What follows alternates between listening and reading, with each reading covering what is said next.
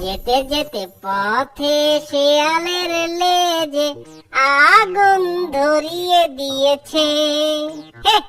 আরে আমি তো ডিম শুদ্ধ একটা মুরগির বাসা পেয়ে গেছি।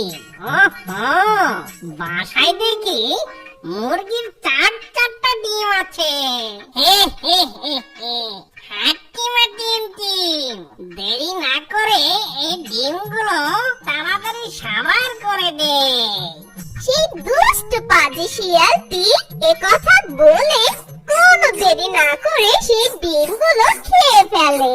ডিমগুলো খেয়ে শিয়ালটা যখন চলে যাবে ঠিক তখনই মুরগি আর মোরগ বাড়ি ফিরে আসে। আর তারা দুজন সেই দুষ্ট পাজি শিয়ালকে পালিয়ে যেতে দেখে। এই দেখে মা মুরগিটা বলে, আরে আরে আমার কি পোড়া কপাল, ওই পাজি শিয়ালটা আমার ডিমগুলো সব খেয়ে নিল। হায় হায়। মুরগির কথা শুনে মোরগ বলে, এই শিয়ালটা অনেক বদমাশ।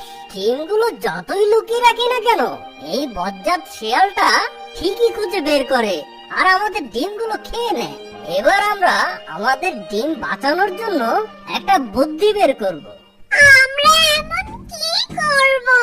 তুমি আমার কথা মন দিয়ে শোনো গিন্নি। তারপর মোরগের কথা মতো মুরগি মোরগের পিছু পিছু সে গডজিলার গুহার কাছে যায়। আর গডজিলার গুহার পাশে গিয়ে মোরগ একটি নতুন বাসা তৈরি করে। মুরগি সেই বাসায় আবার নতুন করে ডিম পাড়ে। তো যতই দূরে যাক না কেন সেই দুষ্ট পাজি শিয়ালের নাকের কাছে ডিমের ঘ্রাণ ঠিকই চলে যায়। সেই গন্ধ শুকে শুকে দুষ্ট পাজি শিয়াল সেই ডিমের কাছে চলে যায়। আর সেখানে গিয়ে সেই দুষ্ট পাজি শিয়াল দেখে যে বড় বড় 4টা ডিম আছে। এই দেখে দুষ্ট পাজি শিয়াল খুব খুশি হয়ে বলে, ওরে বাবা রে, এত বড় বড় ডিম, এগুলো কার ডিম? হাতির ডিম নাকি ঘোড়ার ডিম? আচ্ছা যাই হোক না কেন, আগে এই ডিমগুলো খেয়ে নি। আমার মনে হয় এই ডিমগুলো খেতে অনেক মজা হবে। হাট্টিমা টিম টিম, আহা মজা মজা ডিম, হাট্টিমা টিম টিম, আমি খাবো এই ডিম।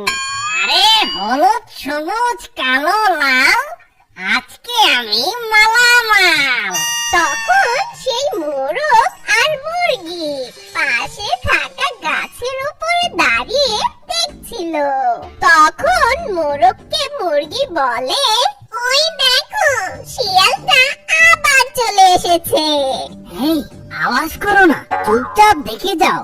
এত বড় ডিম এখানে বসে খাওয়াটা ঠিক হবে না। একটা কাজ করা যায়, সব ডিমগুলো নিয়ে আমি জঙ্গলের একদম শেষে চলে যাই। এরপর সেই দুষ্ট পাজি শিয়াল সেই 4টা ডিমকে শিয়াল ঝুড়িতে করে নিয়ে জঙ্গলের ভিতরে চলে যায়। আর সে একটি ঝোপের আড়ালে বসে পড়ে। তখনই গডজিলা সেখানে চলে আসে। আর গডজিলাটা তার গুহায় এসে তার নিজের ডিমগুলো খুঁজে পায় না। তখন বলে, কার এত বড় সাহস যে আমার ডিমগুলো নিয়ে যায়? জঙ্গলের যেথায় থাকুক না কেন ওকে আমি খুঁজে বের করব। এ কথা বলেই গডজিলা চলে যায় জঙ্গলের ভিতরে। তার নিজের ডিমগুলো খুঁজতে লাগে। আর কিছু দূর যেতে না যেতেই গডজিলা শিয়ালের আওয়াজ শুনতে পায়।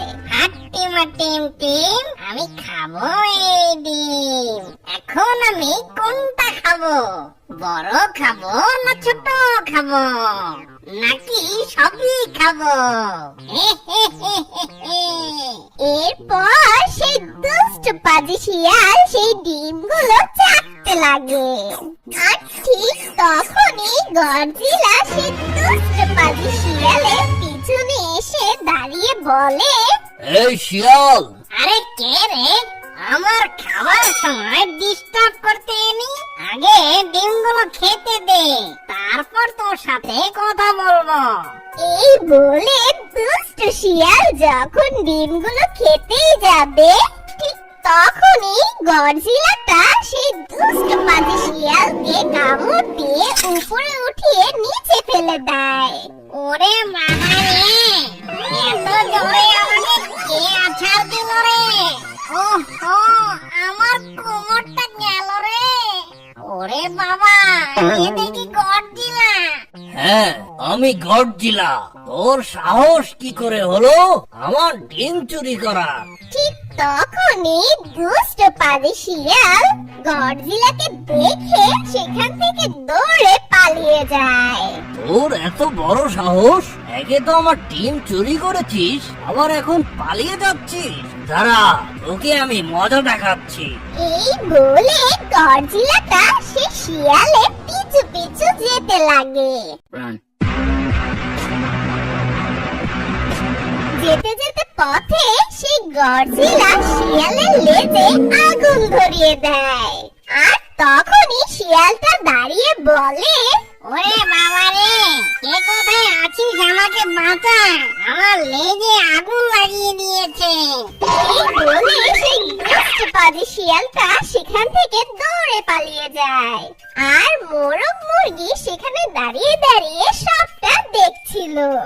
মোরগটা তখন ছন্দে ছন্দে বলে, যেতে যেতে পথে শেয়ালের লেজে আগুন ধরিয়ে দিয়েছে। হে হে। আর ওই দিকে দুষ্ট পাজি শিয়াল জঙ্গল দিয়ে দৌড়াচ্ছিল আর বলছিল, ওরে বাবা রে, আগুন লাগিয়ে দিল রে, আমার তো জ্বলে গেল রে, পড়ে গেল রে, জ্বলে গেল। যখন শিয়ালটা এই বলে দৌড়াচ্ছিল, ঠিক তখন গডজিলা খুব হাসতে লাগে।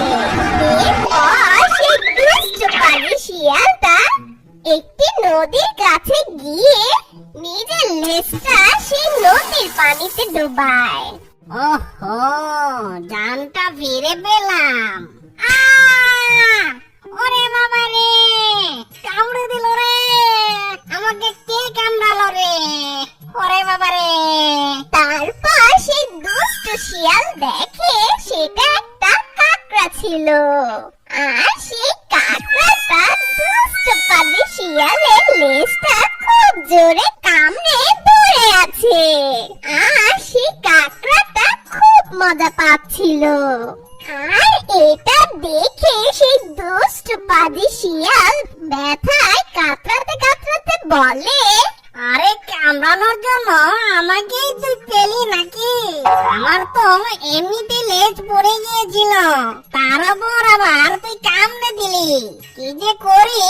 ওহো, ওই দূরে একটা সারস পাখি দেখা যাচ্ছে।